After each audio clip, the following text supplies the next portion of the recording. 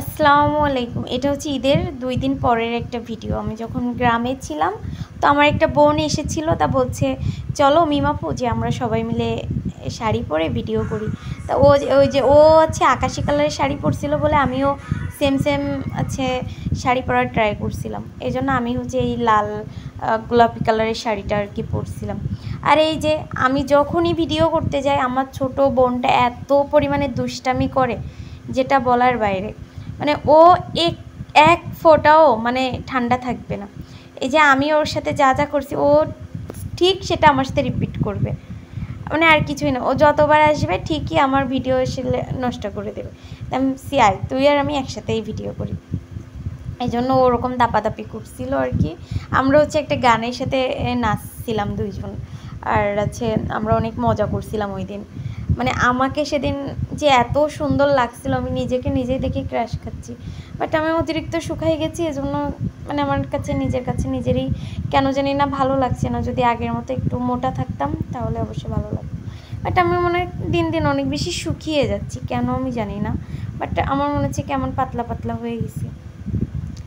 আর এই যে এই ভিডিওটাতে দেখলে আপনারা বুঝবেন যে আমাকে কেমন রুগ্ন দেখা যাচ্ছে আর কি।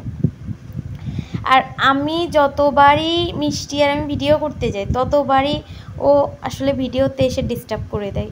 মানে ও যদি ভিডিও করে তাহলে ঠিক আছে, বাট ও কখনোই হচ্ছে ভিডিও করবে না ঠিক মতো করে, কিন্তু ভিডিওটা ডিস্টার্ব করে দেবে। এই যে আমি ওকে নাচের স্টেপ দেখাই দিচ্ছিলাম, ও ঠিক ওইভাবে নাচছিল।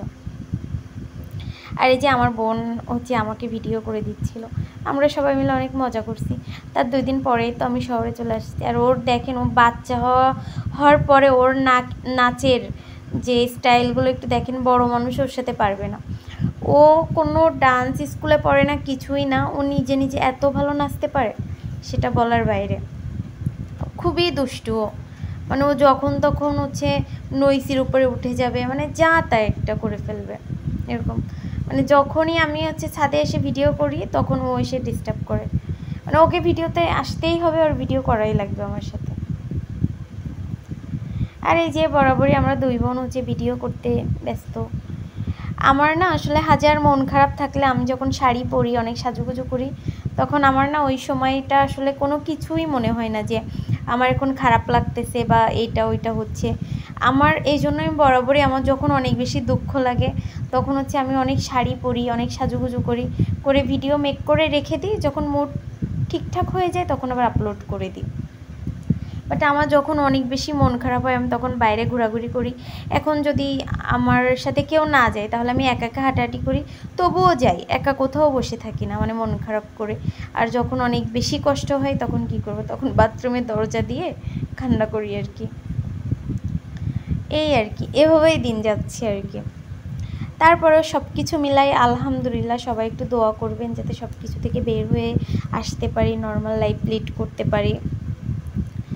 আপনারা একটু বেশি বেশি করে দোয়া করেন আমার জন্য, দিন দিন আমার অবস্থা খুব খারাপ হয়ে যাচ্ছে। ইনশাল্লাহ সব কিছু ঠিক হয়ে যাবে, বাট মানুষের আচার আচরণ এগুলো হচ্ছে আমার না চিরজীবন মনে রাখবো আমি। কে আমার সাথে কেমন বিহেভিয়ার করেছে, কে আমার খারাপ সময় আমাকে সাপোর্ট দিয়েছে, কে দেয়নি, মানে এগুলোই আর কি। তো মানুষ তো আসলেই পরিবর্তনশীল, আমি এটা বারবারই বলি বা মানে বলতে হয়, কারণ কোনো মানুষের উপরে আসলে ডিপেন্ডেন্ট হয়ে থাকা যায় না। কারণ যেহেতু মানুষ যদি পরিবর্তনশীল না হতো তাহলে মানুষের কথার দাম, মানুষের মূল্যায়ন থাকতো। যেখানে মানুষের মূল্যায়ন নাই সেখানে তো মানুষের কোনো দামই থাকে না। তো আমার ভিডিও শেষ, আল্লাহ হাফেজ, ভালো থাকবেন সবাই। ভিডিও ভালো লাগে